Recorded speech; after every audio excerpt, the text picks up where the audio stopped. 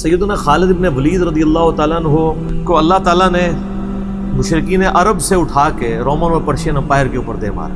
بڑی extra ordinary personality. نبی علیہ السلام کی اعلان نبوت کے بعد 19 سال تک کافر رہے ہیں. اس 19 سالوں میں موت بھی آ سکتی تھی لیکن اللہ نے زندہ رکھا ہے. حتیٰ کہ غزوہ احد کے موقع پر نبی علیہ السلام کے جو 4 دانت شہید ہوئے ہیں، جو بخاری مسلم میں آتا ہے، حضرت خالد بن ولید کی وجہ سے ہوئے ہیں. انہوں نے وہ جب درہ چھوڑ دیا تھا عبداللہ ابن جبیر اور باقی ان کے ساتھیوں نے، عبداللہ ابن جبیر نے تو نہیں چھوڑا تھا، چند ساتھیوں نے، تو یہ پیچھے سے آگے حملہ آور ہوئے اور نبی علیہ السلام کی بددعا ہے ان کے اس موقع پہ.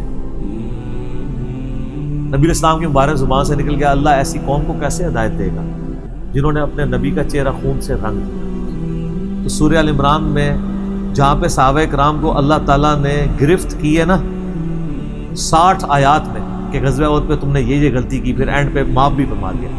پہلی گرفت نبی علیہ السلام پہ آئی ہے، لیس لک من الامر شیء. نبی آپ کو تو کوئی اختیار نہیں، اللہ چاہے ان کو ہدایت دے دے. اوئے ہوئے ہوئے ہوئے، اور اسی کو ہدایت بھی مل گئی. اسی پیگن کو اللہ نے اٹھایا ہے. پیگن انگلش میں کہتے ہیں بت پرست. آپ گوگل پہ جا کے لکھیں حضرت خالد بن ولید کا تعارف کہ ایک عرب کا پیگن اللہ نے اٹھا کے اسے رومن اور پرشین امپائر الٹوا دیا. پھر 19 سال تو کفر میں گزرے ان کے، اسلام میں ان کے 19 سال نہیں گزرے سر، بمشکل 10-11 سال. لیکن انہوں نے اپنے 19 سالوں کے بھی سارے گناہ دھلوا دیے. جو کچھ کیا پھر اور جو کچھ اللہ نے ان سے کام لیا.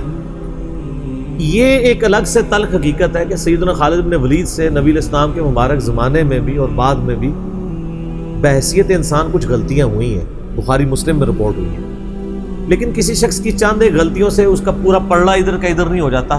اللہ بھی قیامت والے دن نیکیوں اور برائیوں کو تولے گا. نیکیاں زیادہ ہوں گی تو پھر اس کو یہ نہیں کہا جائے گا کہ یہ تو نے اتنی بڑی برائی کیوں کی تھی، پھر وہ پاس ہو چکا ہے. چاہے کسی ایک سوال میں اس کے 0 نمبر بھی آئے ہوئے ہیں، پاس ہو چکا تو اس کا تانا بھی نہیں دیا جائے گا، نیور. تو 2-4 واقعات کو لے کے اس طریقے سے کسی بندے پہ چڑھائی کرنا یہ بالکل زیادتی والی بات ہے. سیدنا خالد بن ولید سیف اللہ ہے، اس میں کوئی شک نہیں ہے. صحیح بخاری میں جو یہ حدیث کہتے ہیں نا، یہ حدیث بڑی مشہور ہے. غزوہ موتا کے موقع پر آپ کو پتہ ہے نبی علیہ السلام نے رومن امپائر کی طرف اپنا ایک ایلچی روانہ کیا تھا، خط بھیج کے. اس ایلچی کو قتل کر دیا گیا تھا اور اس وقت ایلچی کا قتل اعلان جنگ ہوتا تھا. تو نبی علیہ السلام نے ایک لشکر روانہ کیا زید بن حارثہ کی قیادت میں. نبی علیہ السلام کے منہ بولا بیٹا جس کا نام قرآن میں، واحد صحابی جس کا نام قرآن میں زید. لیکن ساتھ ہی آپ نے فرمایا، صحیح بخاری میں الفاظ ہیں کہ اگر زید فوت ہو جائے، مسند احمد میں ڈیٹیل موجود ہے انہی الفاظ کے ساتھ کہ زید فوت ہو جائے تو جعفر کو اپنا امیر بنا لینا. جعفر فوت ہو جائے، شہید ہو جائے، تو پھر عبداللہ بن رواحہ کو بنا لینا. اگر وہ بھی شہید ہو جائے پھر تو اپنی مرضی سے کسی کو امیر چن لینا. یہ مسند احمد میں. بخاری میں یہ الفاظ ہیں کہ صحابہ کرام کہتے ہیں نبی علیہ السلام مدینہ شریف میں تھے اور آپ علیہ السلام کی آنکھوں سے مسلسل آنسو رواں تھے اور آپ نے کہا کہ میرے زید کو شہید کر دیا.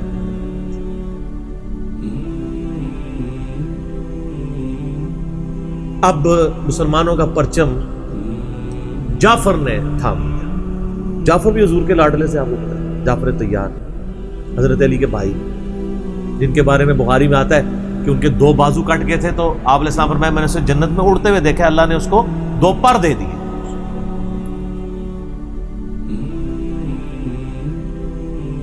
نجاشی کے دربار میں انہوں نے ہی، آپ کو پتہ ہے، سورہ مریم پڑھی تھی.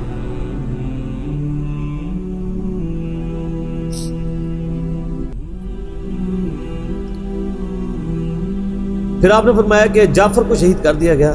اب عبداللہ ابن رواحہ نے پرچم تھام. پھر آپ نے فرمایا اسے بھی شہید کر دیا گیا.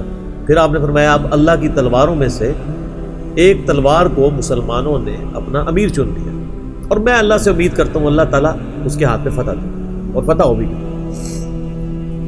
یہ بخاری کی جو حدیث ہے نا، اس کے اوپر امام بخاری نے باب باندھا ہے مناقب خالد ابن ولید.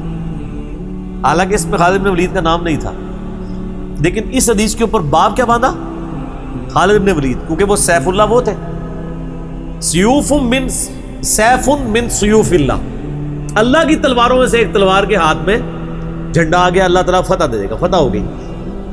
اس کے 3-4 طریقے بخاری میں، باقی طریق کے اندر نہ خالد بن ولید کا نام نہیں موجود ہے کہ خالد بن ولید کے ہاتھ میں اب پرچم آ گیا، اللہ نے فتح دے دی۔ اچھا، اور وہ فتح یہ ہوئی کہ بہت بڑا لشکر سامنے سے آ گیا تھا، حضرت خالد بن ولید اپنے لشکر کو بچا کے واپس لے آئے۔ یہ غزوہ موتا تھا، اور صحیح بخاری میں آتا ہے کہ 9 تلواریں حضرت خالد کے ہاتھ میں ٹوٹی تھیں اس دن، 9 تلواریں اس جنگ کے اندر۔ واپس آ گئے، پھر بعد میں خیر وہ ایک رومن امپائر والا پھر یرموک پہ جا کے کنکلوژن ہوئی نا۔ یہاں پہ بخاری میں الفاظ ایک طریق میں خالد بن ولید ہیں، دوسری میں سیف اللہ، اور امام بخاری نے باب بھی باندھ دیا تو سیف اللہ ثابت ہو گیا۔ اسی حدیث کا جو طریق مسند احمد میں ہے اس میں الفاظ ہیں اللہ کی تلواروں میں سے ایک تلوار خالد بن ولید۔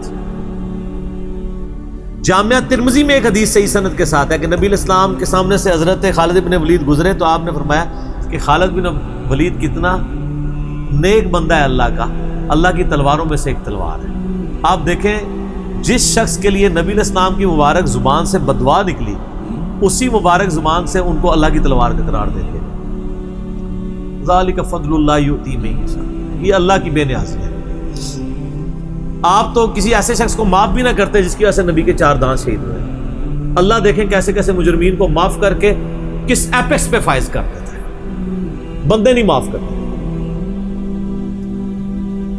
اس طریقے سے صحیح بخاری میں حدیث ہے، حضرت عبداللہ ابن عباس کہتے ہیں کہ مجھ سے سیف اللہ خالد ابن ولید نے خود یہ حدیث بیان کی، تو بخاری میں خود سیف اللہ لقب عبداللہ ابن عباس نے، کہ ایک دن حضرت خالد ابن ولید نبی علیہ السلام کی بیوی سیدہ میمونہ جو کہ میری خالہ بھی ہیں حضرت عبداللہ ابن عباس، ان کے ہاں نبی علیہ السلام کے پاس بیٹھے ہوئے تھے، تو انہوں نے بھنی ہوئی دب لا کے رکھی، عربی میں دب کہتے ہیں، دال با دب، اردو میں ہم اسے وہ گو، ویسے گو کا لفظ اپروپریٹ نہیں ہے، سانڈا لفظ ہے اصل میں، چھپکلی سے تھوڑی سی بڑی ہوتی ہے، حلال ہے کیونکہ یہ سبزی خور ہے، ہاں یہ سبزی خور ہے، عربی بڑے شوق سے کھاتے ہیں ان کو، دب کہتے ہیں۔ آپ یوٹیوب پہ بھی دب لکھیں نا تو پوری عربیوں کی ویڈیوز کھل جائیں گی۔ دب لا کے رکھی گئی بنی ہوئی، تو حضرت خالد بن ولید کہتے ہیں میں بڑے شوق سے کھانا شروع کیا، اور حضور مجھے بڑے دیکھ رہے تھے ایسے، وہ یعنی اتنے ذوق و شوق سے کھا رہے تھے، تو میں نے کہا یا رسول اللہ آپ بھی؟ تو آپ فرمایا کہ میرے علاقے کی غذا نہیں ہے، میں نہیں کھاتا، یعنی حرام۔ ان کا یا رسول اللہ کیا حرام ہے؟ آپ فرمایا حرام نہیں ہے، مجھے پسند نہیں۔ اس سے یہ بھی بات پتہ چلی کہ اگر کسی کو کوئی رزق پسند نہ ہو تو اس میں کوئی گناہ اور عیب والی بات نہیں ہے۔ یہاں تو کہتے ہیں جس کو کدو پسند نہیں ہے اس کی گردن اتار دو، کہنا نہ ہو۔ قاضی ابو یوسف کی طرف ایک جھوٹا واقعہ مشہور کیا ہوا ہے، وہ اللہ نے یعنی اتنی چیزیں اس لیے بنائی ہیں نا، کسی کو ایک چیز پسند ہوگی کسی کو دوسری، تو اس میں بھی سیف اللہ کے الفاظ ہیں۔ اس کے علاوہ صحیح مسلم میں ایک حدیث ہے، آپ کو پتہ ہے ذوالخویسرہ التمیمی نجدی خبیث جس نے کہا تھا اے محمد اللہ سے ڈر اور انصاف کر، بخاری مسلم دونوں میں آتا ہے، تو آپ فرمایا اگر میں انصاف کرنے والا نہیں تو کون ہے؟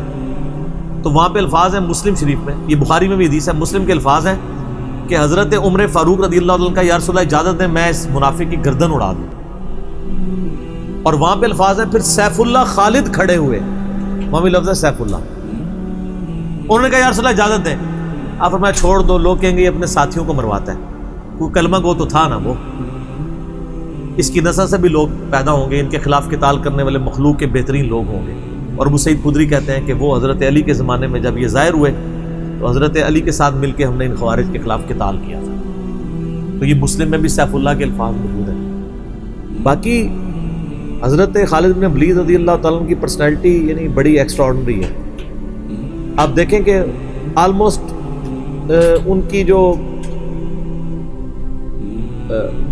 عمر مبارک ہے وہ بلو 45 تھی جب وہ فوت ہوئی، حضرت عمر کے دور کے اندر۔ حضرت ابوبکر صدیق کے دور کے اندر وہ آرمی چیف تھے۔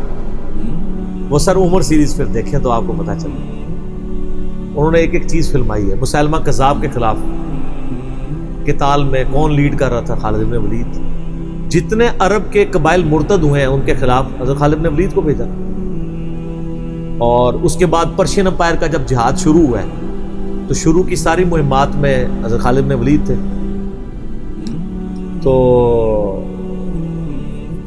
کرتے کرتے اس دوران کچھ واقعات رپورٹ ہوتے تھے ایسے. حضرت بکر صدیق سے حضرت عمر مخالفت کرتے تھے.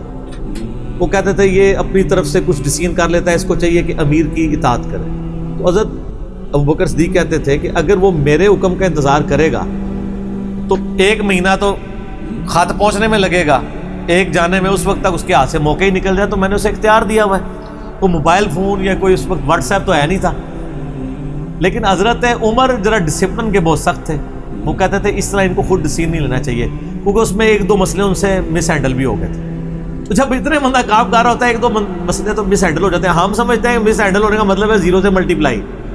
ایک طبقہ یہ سمجھتا ہے, دوسرا کہتا نہیں کہ چونکہ اس کی شان بہت ہے لہٰذا مس ہینڈل ہو نہیں سکتا. یہ دونوں ایکسٹریم ہیں. وہ پیغمبر ہی ہے جس کو اللہ تعالیٰ نے رول ماڈل بنایا, وہی بیلنس ہے. تو پھر جنگ یرموک کا موقع جب آیا, رومن امپائر کے خلاف فیصلہ کن جنگ تھی جو, تو عین میدان جنگ میں حضرت بکر صدیق فوت ہو گئے. حضرت عمر نے پہلا ڈیسیژن یہ کیا کہ خالد بن ولید کو آرمی چیف کے عہدے سے معزول. سر بالکل آپ آخری اوور چل رہے ہو اور آپ کا جو پلیئر سینچری پہ سینچری مار رہا ہو, آپ اس کو کہیں اس کو واپس آ جاؤ اور ایک نیا پلیئر بھیج دیں. جو کریز پہ سیٹ تھا اس کو آپ واپس بلا لیں. یہ وہ شخص کر سکتا ہے جس کا خدا پہ یقین ہو. تو اور آپ کو پتہ ہے حضرت عمر کے رشتہ دار تھے قریبی, انہی کے قبیلے سے تھے حضرت خالد بن ولید. حضرت خالد بن ولید کو پتہ تھا کہ یہ اگر عمر خلیفہ بنے گا نا تو پھر میرا معاملہ پہلے ہوگا. اور وہی ہوا. ابو عبیدہ ابن جراح کو بنا کے بھیج دیا. لوگوں میں بڑی چیمہ گوئیاں شروع ہوئی کہ لو جی سب سے بڑی آرمی کے خلاف جنگ ہو رہی ہے, سب سے بڑی سپر پاور, اور عین میدان جنگ میں یہ ڈیسیژن کر دیا ہے, اگر مسلمان ہار گئے پھر کیا ہوگا, یہ وہ اللہ نے فتح دے دی. فتح ہوئی تو اب جب لوگ آ کے مبارک باتیں پیش کر رہے ہیں, پھر حضرت عمر نے آ کے مسجد نبی میں خطبہ دیا. انہوں نے کہا خدا کے لیے میں تم سے یہی تو چیز ختم کرنا چاہتا تھا کہ یہ فتوحات خالد کی وجہ سے نہیں ہو رہی, رب خالد کی وجہ سے ہو رہی ہے. کل کو خالد نہیں رہے گا تو تم کیا سمجھو گے کہ اسلام ختم ہو جائے گا؟ اسلام نے تو آگے چلنا ہے. ٹھیک ہے. پھر انہوں نے کہا میری دوسری حکمت یہ تھی کہ مجھے پتا ہے کہ اب یہ رومن امپائر مسلمانوں کے پاس آ جائے گی, بیت المقدس بھی فتح ہو گیا پھر بعد میں. تو خالد ابن ولید جو ہے یہ جنگ کی فیلڈ کا ماسٹر ہے, اور جب کوئی علاقہ فتح ہو جاتا ہے پھر کسی جنگجو کی وہاں گورنر لگانے کی ضرورت نہیں ہوتی, بلکہ کسی ایسے شخص کو گورنر لگانے کی ضرورت ہوتی ہے جو ہیومن انسٹنکٹ سے واقف ہو, جس کو ہیومن مینجمنٹ آتی ہو. تو خالد تو ہمیشہ تلوار کے ساتھ ہی کھیلا ہے, اس کو ہیومن مینجمنٹ نہیں آتی. تو میں نے اس شخص کا انتخاب کیا ہے جس کو سب سے زیادہ رسول اللہ صلی اللہ علیہ وسلم کی صحبت کا شرف حاصل ہے. اور بخاری مسلم میں حدیث ہے کہ نبی علیہ السلام نے فرمایا کہ ہر نبی کے ساتھ ایک امین ہوتا ہے, اور میرا امین جو ہے وہ ابو عبیدہ ابن جراح ہے. ان کو پھر یعنی یرموک میں حضرت عمر نے یعنی آرمی چیف لگایا اور فتح ہوئی. اس کے بعد بیت المقدس بھی فتح ہو گیا, کیونکہ ابو عبیدہ جو ہے وہ شروع کے مسلمانوں میں سے, مکی دور کے. اب بعد میں لوگوں کو اسلام سکھانا تھا تو ایسے بندے کی ضرورت تھی نا. تو پھر حضرت عمر آپ کو پتہ ہے نا دورے پہ بھی گئے تھے بیت المقدس کی چابیاں لینے کے لیے. تو وہاں پہ کئی واقعات ہیں, ان میں سے ایک جو واقعہ ابو عبیدہ کا جو کہ ذکر ہوا ہے, تو اس کے بعد حضرت عمر ابو عبیدہ کو کہتے ہیں مجھے اپنے اب آپ آفس میں لے چلو.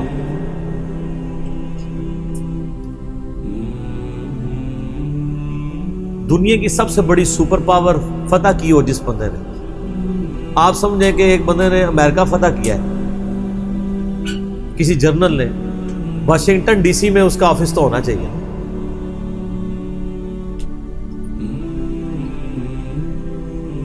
حضرت عمر رضی اللہ تعالیٰ عنہ کو ابو عبیدہ جب اپنے یعنی آفس میں لے کے گئے تو آفس کیا تھا, اسی قلعے کا ایک پرانا سا کمرہ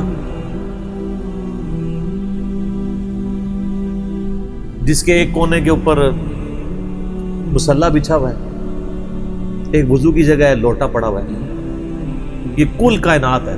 اس آفس کی جو سب سے بڑی سپر پاور کو جس بندے نے گرایا ابو عبیدہ ابن جراح. حضرت عمر رضی اللہ تعالیٰ عنہ کی آنکھوں میں آنسو آ گئے. انہوں نے فرمایا کہ دنیا نے